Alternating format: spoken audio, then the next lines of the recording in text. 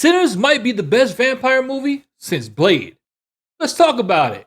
Here's my review for Sinners. Sinners is set in 1932 during the Jim Crow era in the South. The film follows two brothers, Smoke and Stack, as they return to their hometown after running off to Chicago, aiming to open a juke joint. However, they soon encounter a malevolent force that challenges their bond and threatens their lives. Ryan Coogler's direction is tight.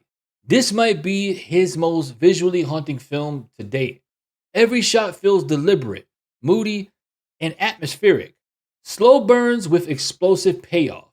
This is not a movie you're watching. This is more of an experience than anything else. He really does make the world feel like this is happening in real time, even though it's 1932. Sinners is deep and powerful, and it's because of Ryan Coogler's vision paired with an ensemble cast with perfect chemistry. Ryan South feels immersive and real, almost like we travel back in time to that era. The large format really does give us enough to look at, from the cotton fields to the small town with white and black only sections. Personally, I wouldn't even call this a film. This is an experience because the second this movie starts, you are transported into the world that is the 1932 South. You know that everything that's involved with the Jim Crow is there, but it's not on the forefront. You're seeing these characters interact and live within that time. It's not all about racism in this. While it's there, it sets its tone in the background. It's something that they're dealing with while living their regular life.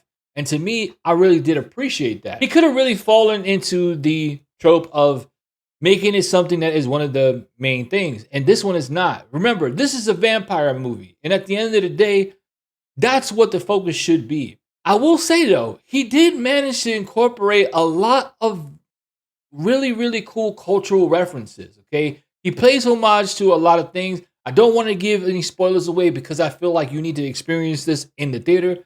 But I will touch on some things. The barn scene, in my opinion, is one of the best scenes in the movie. It takes a little while for it to get there, but it's important for that because the way that they get there is by introducing the characters. The twins are going through this town, trying to get everything ready for the party tonight. And while they're doing that, you're getting introduced to new characters. You're learning about their past, and you're doing it in a way that is very, very natural. And it's not forced to you, okay? It's almost like we're coming along for the ride and we're meeting these new people as we go along. Not only are we meeting their friends and their family and their loved ones, but we're also learning more about Smoke and Stack in the process. And I love the way he did it because it was smart and it was intentional. That being said, Michael B. Jordan can act his ass off. I don't know which character I like better, Smoke or Stack. They are twins, but they're completely different people.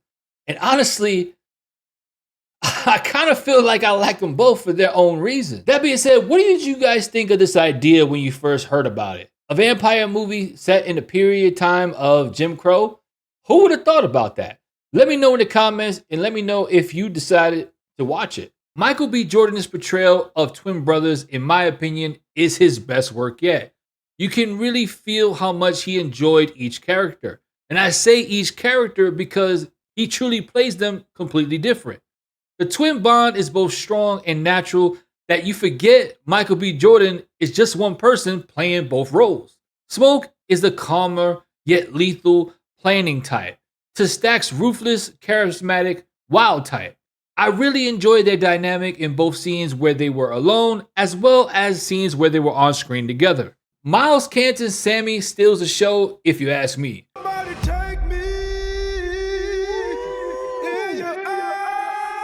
While the movie is centered around the twins, I feel the real story is the heart and soul of Sammy and his guitar. He is the son of a preacher and he is trying to build his own life, and you can feel the passion and desperation to do so. Jack O'Connell as Remick is the perfect villain.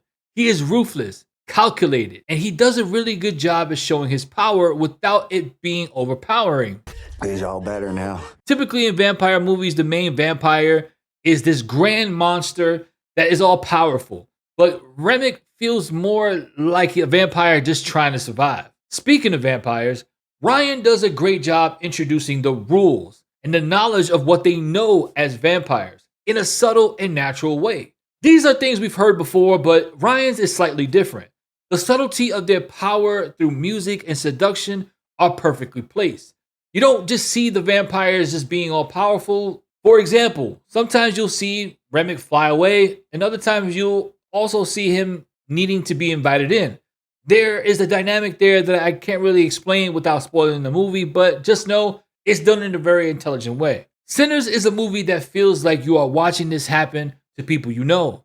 It truly is what I think it would have been like in 1932 if vampires were around.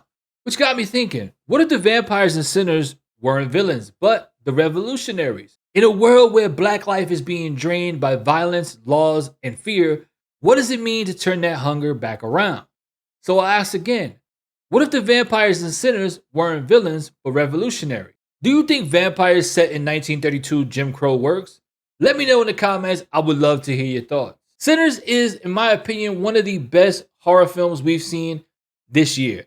And honestly, in the past 5 years. It takes the genre of vampirism to another level. And not for nothing, I'm so happy it did. After the movie is over, there are 2 end credits. One of them is more important than the other, so if you don't want to stick around to completely the end, it's okay. Just know there are 2 end credits. That being said, I really did enjoy this movie, and I cannot wait to watch it again. It really does feel like a movie that I can watch over and over and still feel like I'm watching it for the first time. I'm not watching a movie, I'm being transformed into a space that I've never lived in before. It's an experience, it's time travel if you ask me. Overall, I give Sinners an A+ for originality, cinematography, and transforming the theater into a 1932 juke joint where the blues set the seats on fire. It's smart, sexy, and sinful. If you liked the video, hit that like button, it really does help out. Don't forget to turn that notification bell on so you'll be notified for when the next video drops, and subscribe because life is too short to watch bad movies, so let me help you with that. Hey, thanks for watching to the end of the video. You must have liked it, so hit that subscribe button. And if you want to watch the next video, it's right here, man. Go ahead. What you waiting for?